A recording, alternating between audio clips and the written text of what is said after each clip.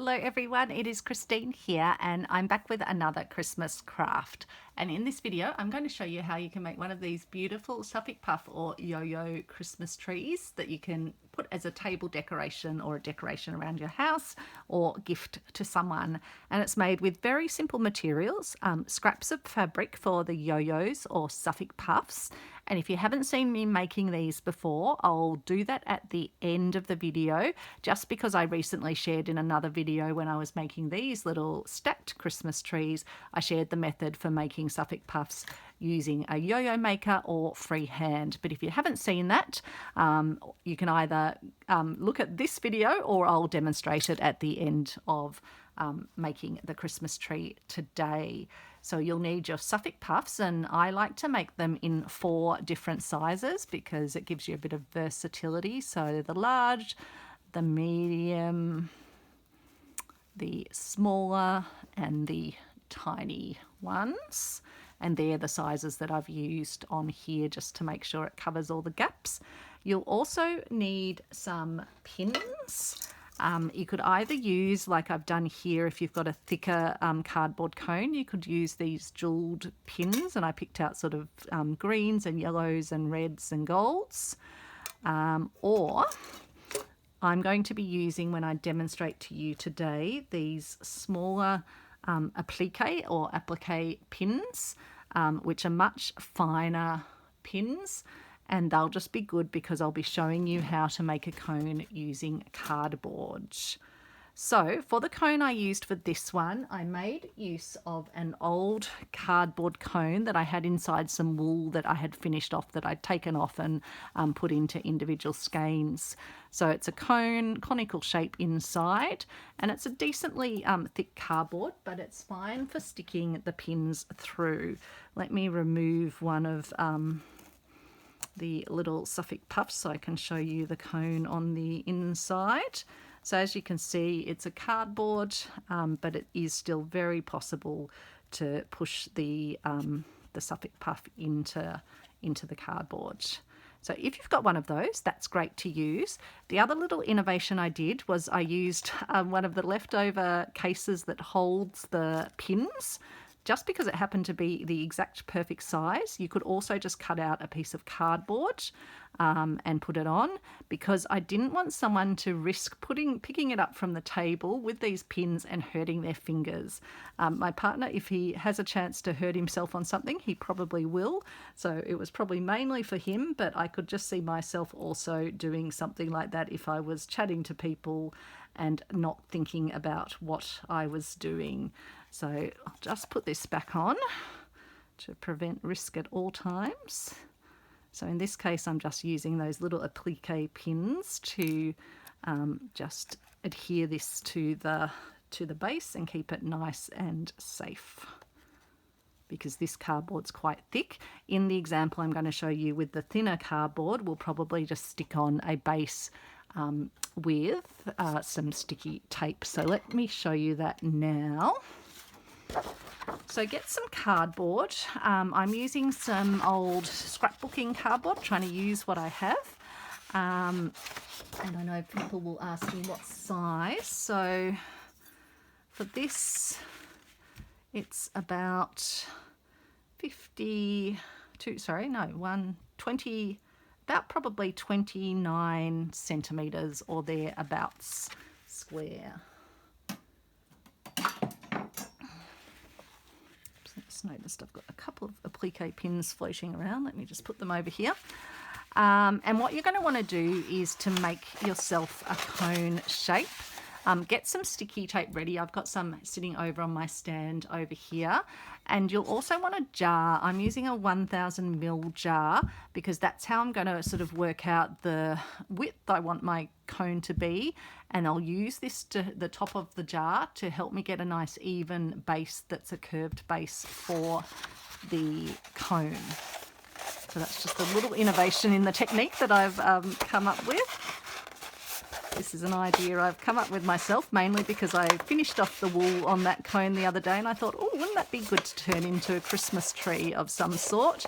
And I had my beautiful big jar of the Suffolk puffs. So you can overlap your cardboard, that will be absolutely fine. And you can just sort of shape it. I'm putting my hand and arm into it just to sort of shape it to the shape that I want it to be. I'm just going to have a look in my jar. I think we're getting sort of to the shape. Just going to give it another little twisty twist. Don't want it to be too narrow. So you can just sort of keep twisting it till it's starting to take on the shape that you want. And then get a bit of your sticky tape. Sorry, I've just got it stuck to my stand, so apologies if I bump the camera at all. And then you can just start to wrap your tape around to make sure that it's going to hold in place. Now I don't need to go all the way down to the bottom. This we'll be trimming it off. At this stage, before I get my tape too seriously attached on, I'm going to put it into my jar and just see if I'm kind of happy if I have it up to that height. I think that will be pretty good. So I'll just do a little bit more taping just to make sure that it's going to stay secure. Oops. It's gone a bit minky. I'll just get rid of that end piece. Always the way with tape, it tries to stick to itself, do all the things that you don't want it to do. I'll just come down and just put a bit more tape on just to make sure that we've got a good hold. I might just put a piece up there as well. Just follow that edge up and just attach that on. So I'm pretty happy with that. So what I'm now going to do is put it in my jar and so have it so that the bottom of the cone is in the middle-ish bit of the jar. I'm then going to get my texter and put my texter flat on the top of the jar and just move my cone around, keeping it sort of in the middle, so it's pointing down. Keep that. Don't worry, because we're going to be covering the whole cone up, so it won't be a problem. Oops, I've just dropped my lid. Feel like I'm doing acrobatics in a small space. So now with our non-wood fabric scissors, so the scissors that we use for paper or card, we're going to cut around where we drew our line, because it's hard unless you kind of have a template for it to get the shape that you want. You can find like a cone template online, but I wanted the extra stability of overlapping my cardboard, so that's why I have done it this way. So as you can see, you get now a nice solid base on it, or a flat base essentially. What you then want to do is draw around that and create yourself a little cover to put on the bottom. And we're going to use sticky tape to affix this cover because our cardboard's not thick enough to use a pin to put like the other one that I showed you on the thicker card cone from the wool. So I'll just cut it a smidge bigger and I can just see how it's going to fit. Be pretty good, I think. So again, we'll get our sticky tape, which of course I've lost the end on. That's okay. We'll get there eventually. Must be there. Okay, so this one will go this way. Should not put it on. Just take that bit off, because I was thinking I could do it from one side to the other is probably a much better idea. So put that on there, come over and put a little flap on. And then the other thing I'm going to suggest you do, just to give your cone a bit more substance, is to stuff it with like some leftover wool or stuffing bits. So I've got these sort of woolly offcuts, and I might even cut a few of these just a bit smaller so they fit a bit better into the end. And I've also got some of these offcuts from some wadding, so I might use those up the tip. The other thing I was thinking you could use, if you have a lot of orts like I've got here, they make great stuffing as well. So that's just a few possibilities of how you can stuff it. A bit more, and that's just going to give it a bit more substance, so when you're pushing your pins in, you're not kind of collapsing your cardboard. And I guess it gives the pin something to sort of hold on to on the inside as well. So that will be, I think, plenty in there. So now we can finish taping down our base. I think I managed to keep a bit of the sticky tape up. So I'll just push that down a smidge. You obviously don't want it bulging at the base or anything. I'll get rid of that little thready bit. And then I'll come round from here. Just start by putting that on like that. You can always put it, like, stick a more decorative base on when you're all finished if you wanted to. But this is really just to hold the stuffing in and make sure that you're not going to accidentally get stabbed if you happen to haphazardly pick it up.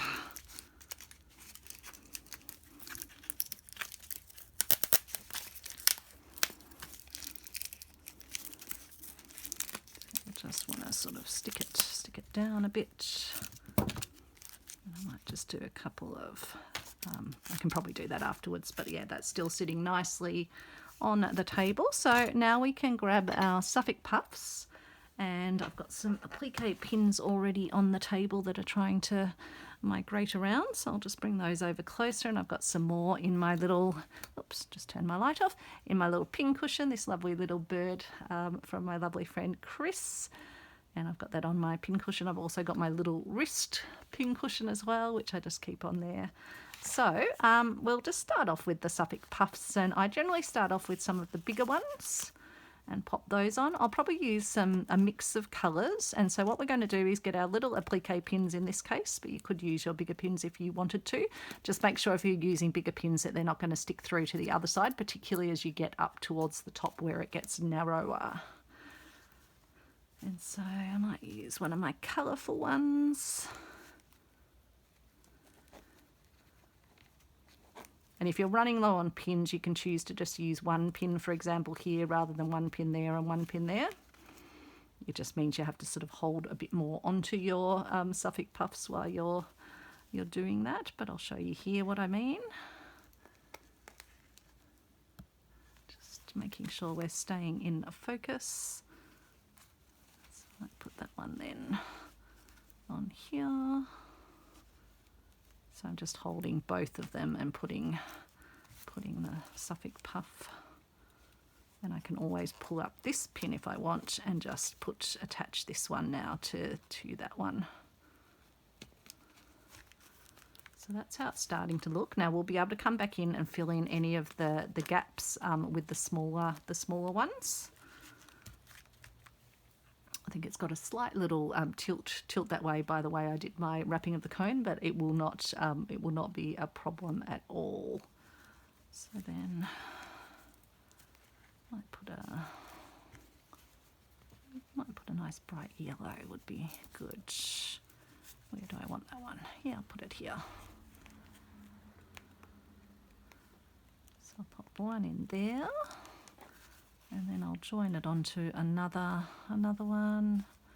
What's a different colour to use? I can put some more neutral ones in, I think works okay.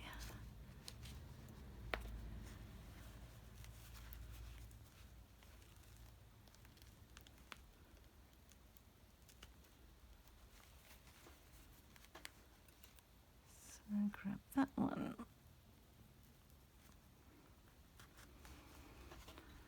And then maybe I'll put a green actually.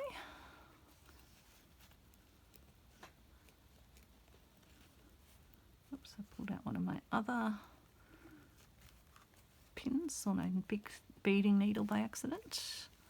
Let me just move this one out of the way so I can reach all my applique pins. So yeah, it definitely does work having the stuffing in, because as you can see, even when I'm pushing on it, it's not trying to collapse in on itself. So yeah, I'm going for less traditional colours than this, than the sort of the normal yellow, not yellow, the normal red, green, gold. So I don't mind kind of mixing it up a bit. And if it's sort of puffing out at the bottom like this one is, you can just put another one in to sort of hold it down. Here's where you can start to graduate up to some smaller ones, but I might put it I'll put this one on because I do like it.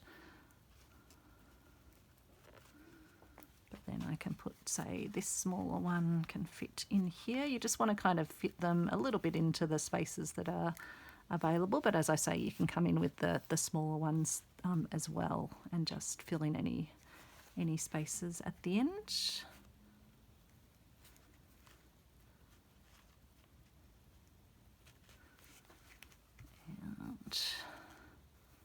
Bit of purple, or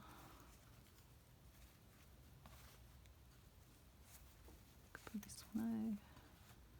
What do we want? Maybe another neutral one can go in there. These are quite thick ones. Or maybe this small gauzy one would be nice.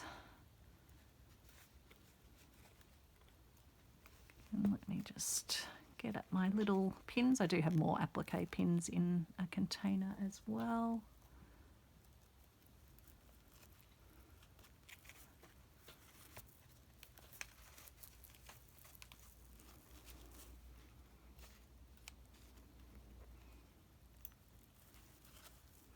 So here I'll just sort of stretch it round to there, but then we'll come in and fill in that gap with another one.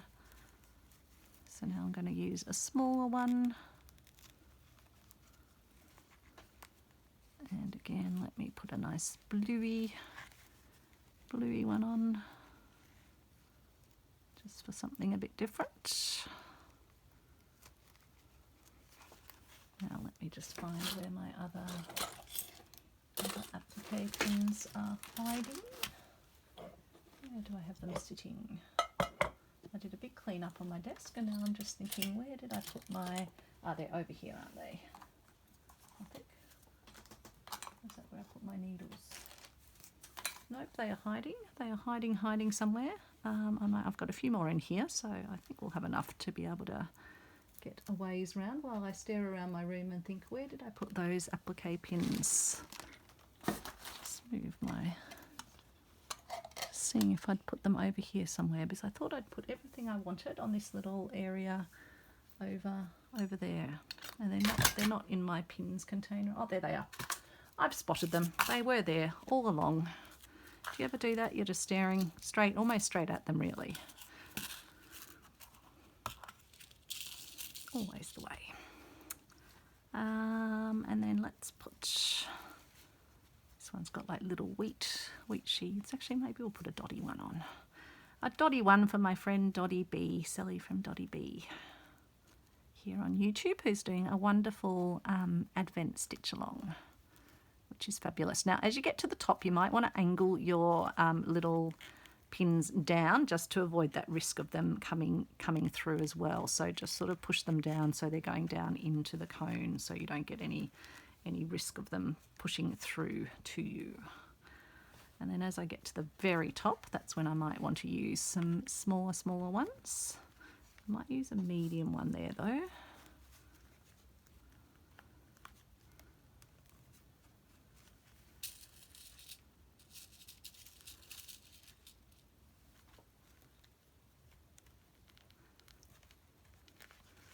This one, because it's not overly Christmassy, I could even have it up in my craft room during the year.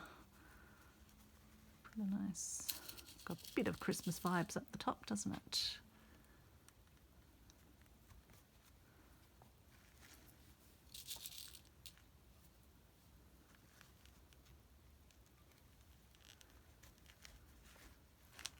There we are.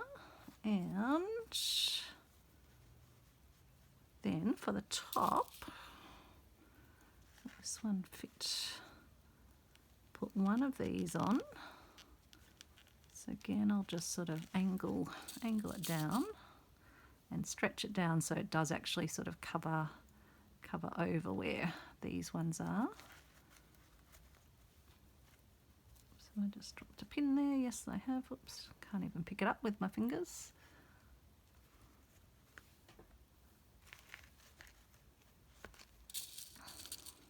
And then we can put another one on top of that if we want, a bit like I've done here. I used a more sort of textured one and then a nice little tiny one on the top. Let's have a look if we've got a nice little shaped one. I think that could be quite cute. And I might even use one of my nice jewelly pins, which I now need to see where I moved them to as I was chasing around looking for my other pins. Have I got a nice goldy or silvery? Yes, I've got a nice little bobbly one, a nice silver. So I think that would be quite cute sitting up there like that. And then I can put a few more of my little applique pins. Oops, did I just drop that one somewhere? Down here I did, in my lap. That is not good. I can just put a few more around this top one to just sort of keep it sitting nicely. So yeah, once you've got your Suffolk puffs made, this is quite a easy little craft, and it's one that if down the track you decided you didn't want the Christmas tree anymore, you'll still be able to take off all the Suffolk puffs. They'll be in perfect condition, and you'll be able to use them for another craft. So now we can work our way down the piece and fill in the gaps, and also just add any pins where we need to sort of hold a Suffolk puff down a bit more. So you can try and sort of when you put them in, try and catch any others that are a bit loose around, and that way you can do that.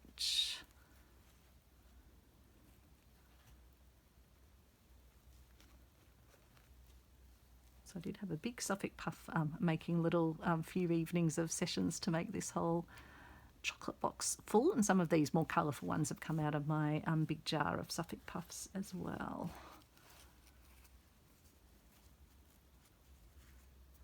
Little thread. Just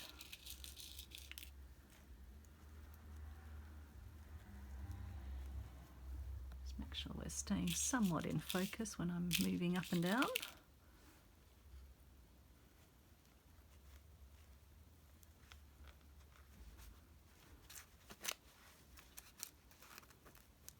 I will come back in and neaten the bottom up at the end. Another idea actually for the bottom is you could put a Suffolk puff right across the bottom. Potentially that would work. That would still sit okay. We might see at the end. I've got this big this one would work lovely actually. This greeny one. We might do that. So, see, sometimes you have to start making something to come up with all your ideas. That's why I never sort of delay too much. I always think, no, the process of creating will kind of unlock some ideas for me. So I'm going to just anchor that one down a little bit better, and then I'll put this one down here.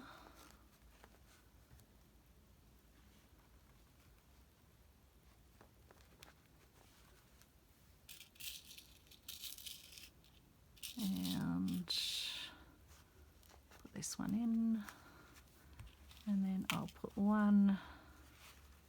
Oh, that one's a bit too bulky. What's a colour that I haven't used yet? Little blacky one I think will be okay. Black and green and tan.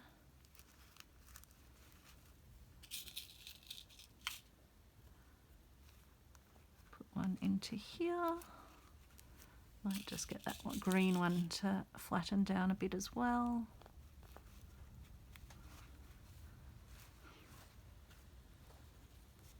Put this green one there.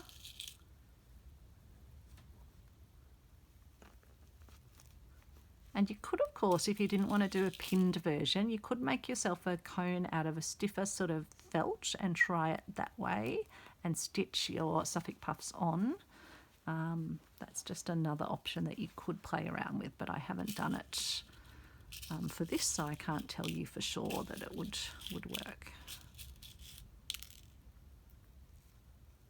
Bring that one down like that.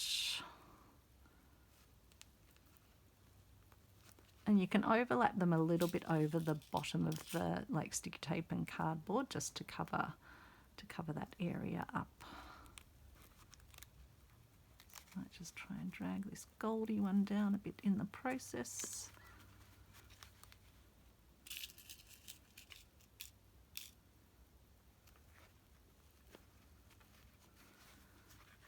And so I probably still need another one down there. I can use some of my little ones.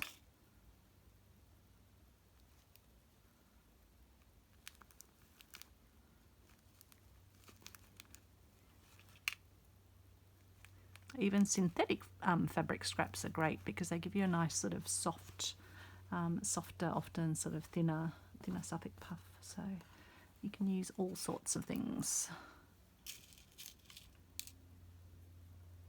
Use another one of my small ones here.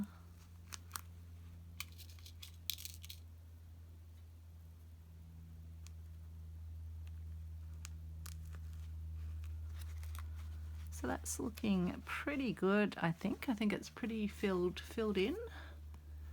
I can always come back in and add yeah, the odd little pin where I feel it needs a bit of anchoring down, like with this more sort of fluffy, well not fluffy one, this more textured one, just to stop it sort of bulging out in places where you don't want it bulging out. So if I did want to put a Suffolk puff on the bottom, I think this would work quite well, and this is where I might use some of my bigger pins, I think. Let's see how this goes.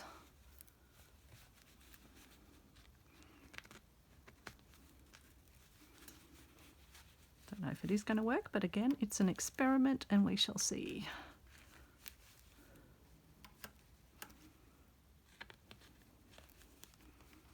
And you could get a similar effect to this fabric if you use like a felt or something like that. This was a piece of wool, sort of wool feltiness. Just put a few more in just to make sure it does hold securely. Just want to make sure it will be a flat enough surface for our Christmas tree to stand up on.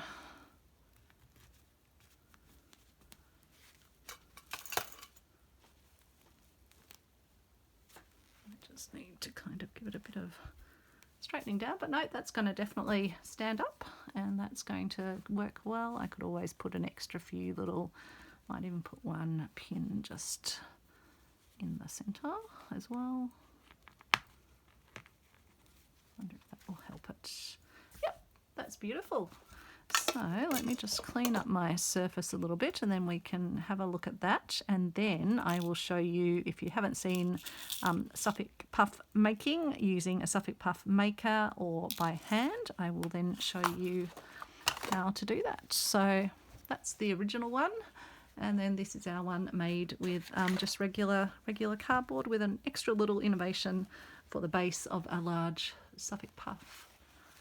So I hope you like that, and yeah, if you've already seen Suffolk puff making, thanks for watching and have a lovely day or a lovely evening. And if you'd like to stay on and watch the Suffolk puff making, I'll show you now. So Suffolk puff making, let me find where I have got rid of my Suffolk puff maker. You can get them in different sizes.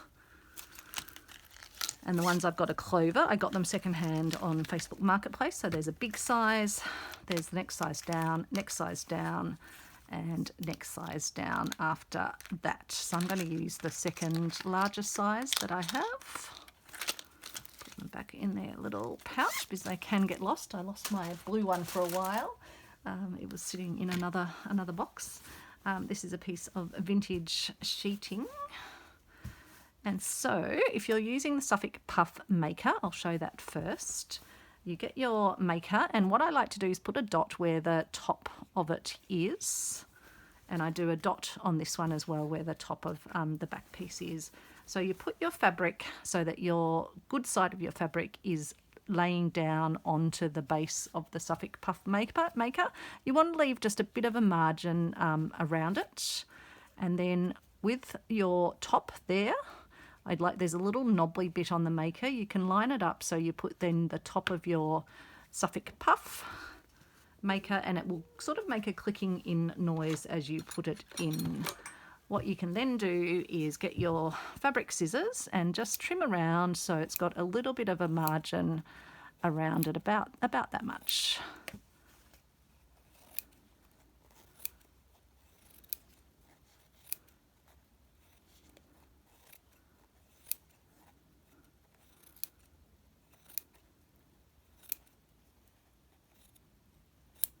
Okay. And so then you want to get yourself a piece of a needle and a piece of thread. You like to use decently sort of strong thread because you'll be giving it a bit of a pull at the end to gather it all up. So I'm using some Gutermann thread because they make a nice strong one. This is a Gutermann 100% cotton quilting one. So it's, I guess, yeah, used for having the strength in the quilting process. So thread up your needle, and you want to put a knot in the end. So I'll do my knot tying.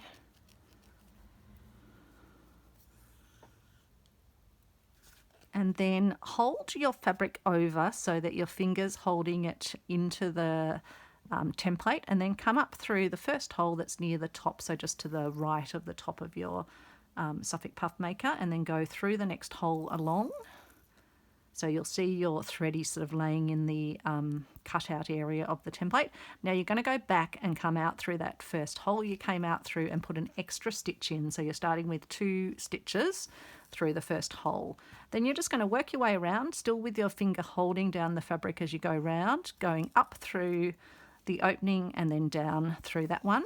And so you're never having thread go over the Suffolk puff maker. It's only ever coming up and down in the little cutout holes. And always holding the fabric down so you get a nice sort of even stitch. But I will show you how to do it without the Suffolk puff maker in a moment. I've just managed to unthread my needle, but that's okay. We can just lay it down and rethread, which is definitely easier with the Suffolk puff maker, because it holds it all in place for you.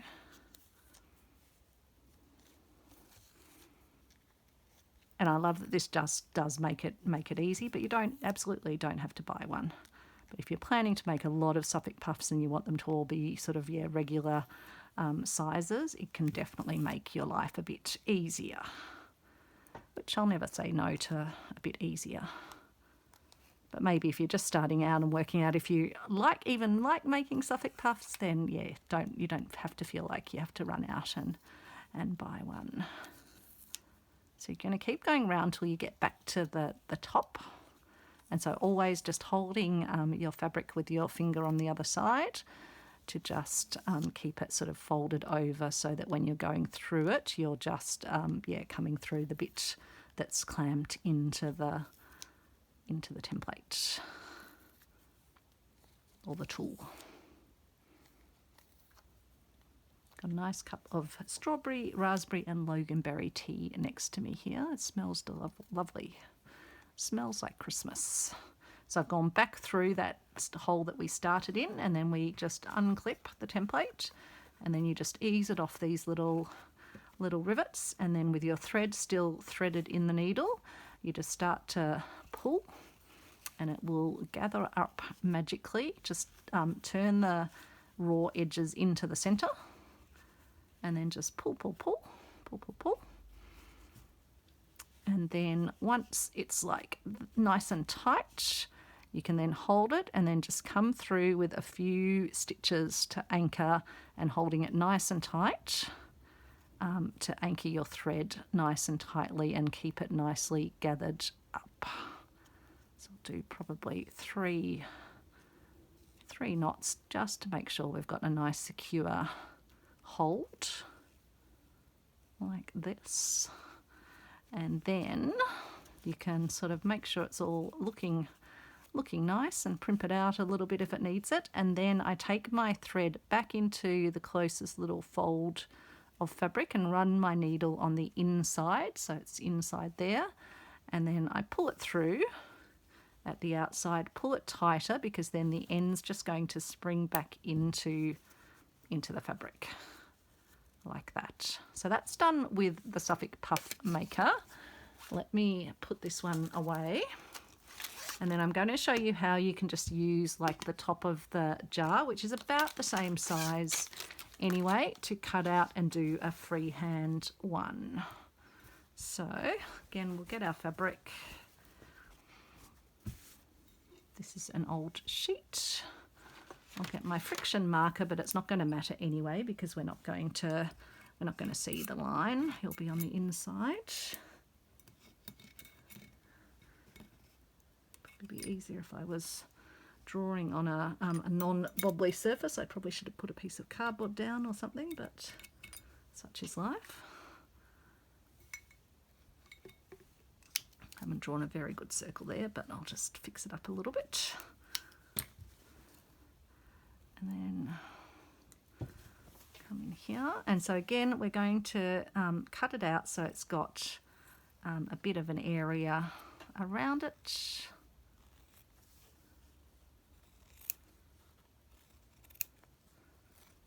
Went a bit bodgy with my cutting there, but it's all going to come out in the wash.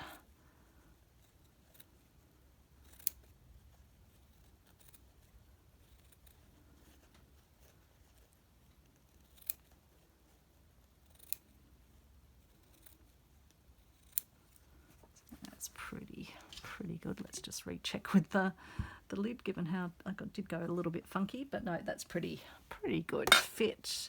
Then we're going to put a knot in our thread again. I've still got the leftover thread from the last one, which I can use.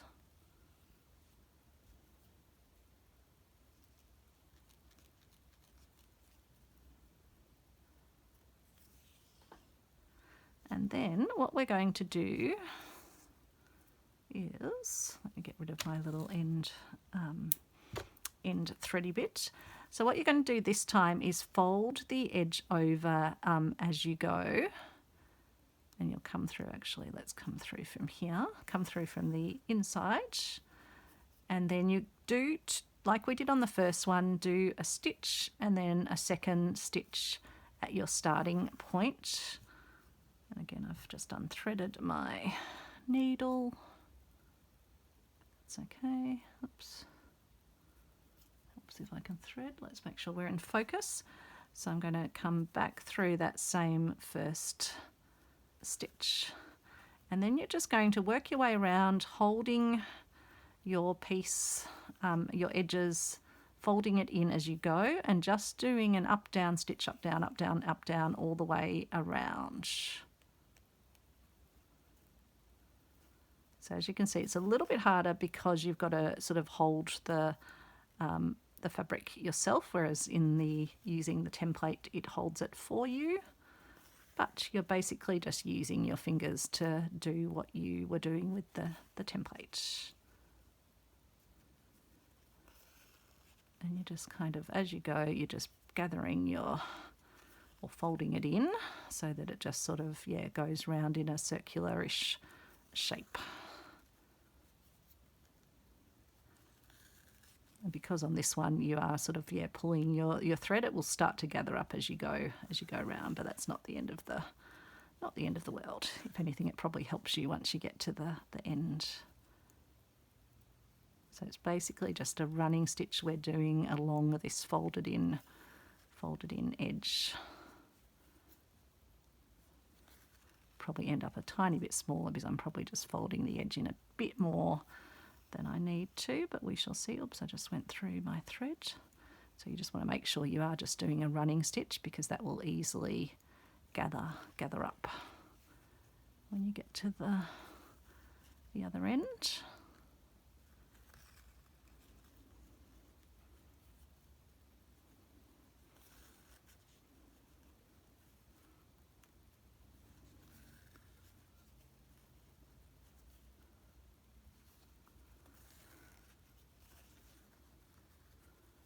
Okay, and just keep going around and around. So I hope you're all having a beautiful day or a beautiful evening. Hopefully you're getting some lovely creative time. Are you busy making Christmas decorations like I am? I've also got to work on my swap squares and my advent slow stitch advent calendar that I'm doing with Dottie B, Sally over at Dottie B Vintage here on YouTube. So lots to be doing, and also planning out some projects for the new year. Lots of exciting things coming. If you haven't subscribed and you do want to at least see when I put videos and things out, it's free to subscribe. You can just click below a video. Some people think it's a paid service. It's only some channels that have like extra paid memberships. That's not something that I do. My channel's entirely free for you to watch and enjoy, hopefully. It's my hobby, so it's just my little way of sharing some creative love. So yeah, this one's definitely going to be smaller than our other one. And in fact, I need to do what I did with the other one, which is just do one final stitch at our final point to go back through where we had our original stitch. So that will just help with the gathering up.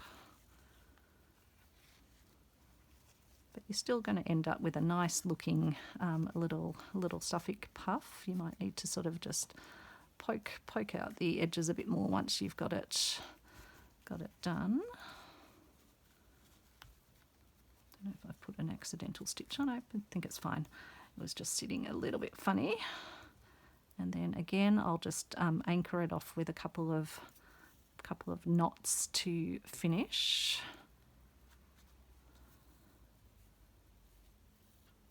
Like that. And then I'll take I'll just straighten it out first.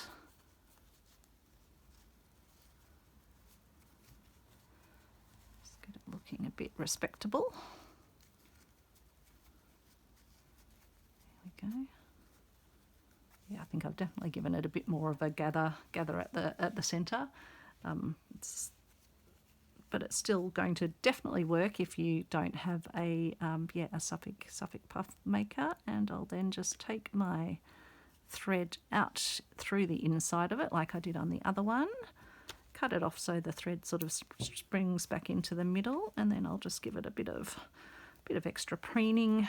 Just make sure the gathers are all nice and evenly sort of spread around the piece. And then there we are. So that's two of our little Suffolk puffs. So yeah, I recognise a little bit bodgier with my my thickness around the centre, but it still looks pretty good and would look really lovely on one of these Christmas trees, or a third one, because I think I do want to make a little bunch of 3 Christmas trees. So thanks so much for watching, and I hope that's given you some inspiration. Let me know in the comments if you're going to give it a go yourself as well. Thanks everyone. Bye.